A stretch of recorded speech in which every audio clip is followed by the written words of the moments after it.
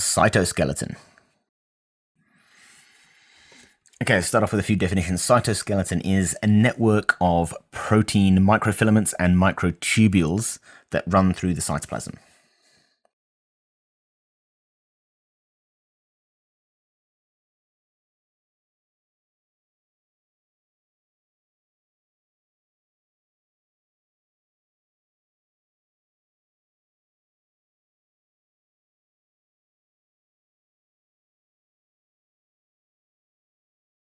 This is a key term. I'm going to do it in green so it matches the diagram. I'm going to do my microfilaments in green on the diagram. So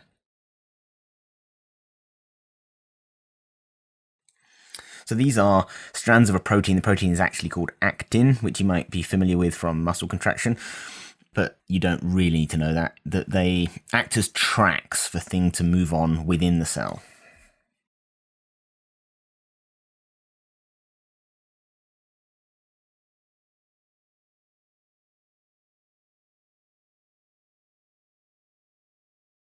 And on the diagram, I'm going to do my microtubules in blue.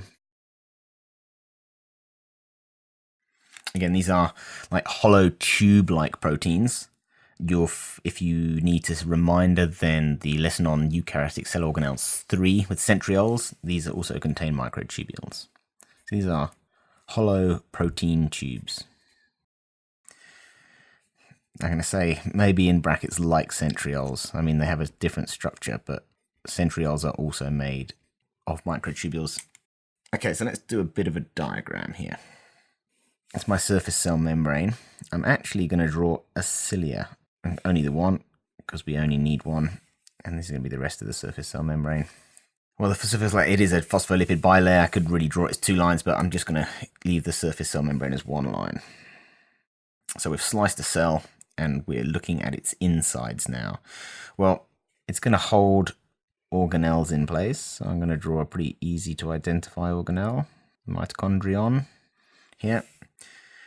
So how would this be held in place? Well, green microfilaments are going to be attached to this, and we're just going to get it like a network.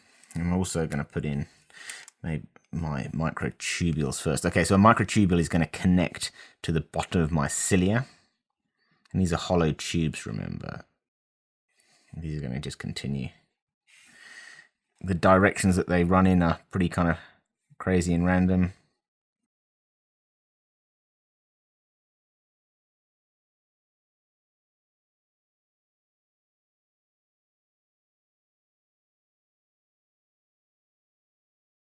Okay, that's enough microtubules, I think. So then the filaments are going to sort of join up the other bits and pieces.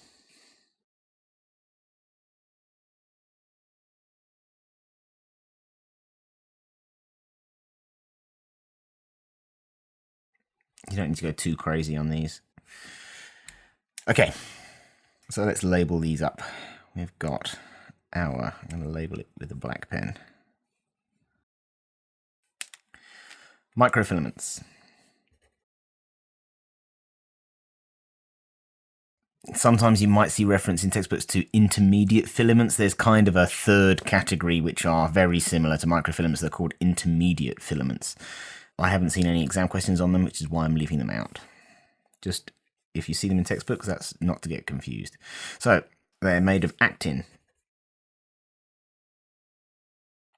They are finer or thinner than the microtubules. That's how you identify them.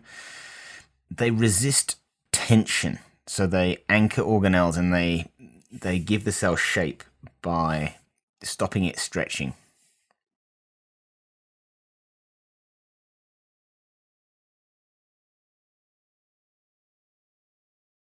So the anchor organelles, so I'm also was going to add in here some ribosomes. Could maybe have a vesicle somewhere in here as well. Let's put a vesicle there. Obviously, any organelle is going to be attached to this at some point. Okay, so now let's look at our microtubules. Let's label this as a cilia.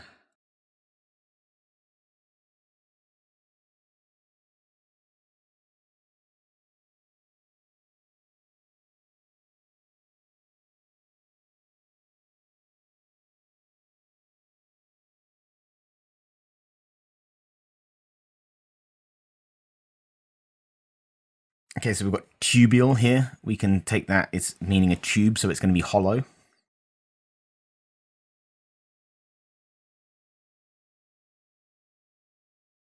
They're larger than the microfilaments.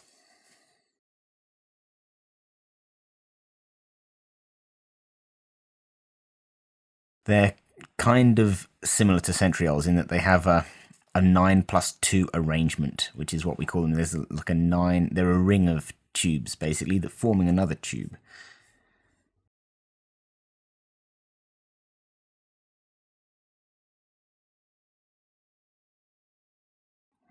Again, the lesson on centrioles is eukaryotic cell organelles 3. These are responsible for moving organelles. And these resist compression. So the tubules stop it being compressed and the filaments stop it being stretched or put under tension. Maybe let's put here, I'm just going to add it, resist tension. Okay, now we can just look at the purpose of the function of the cytoskeleton as a whole. So it provides structural support to give a cell its shape.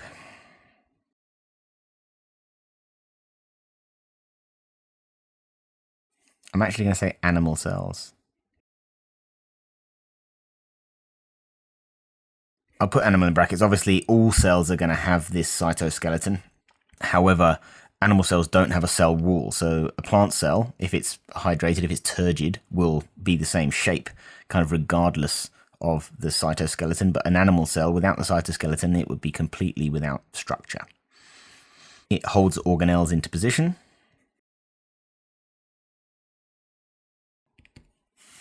It also moves organelles around the cell.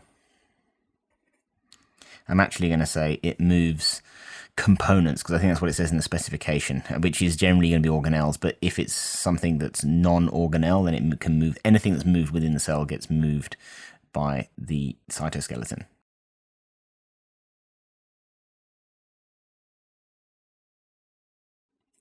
So let's give an example. So the separating of chromosomes during cell division.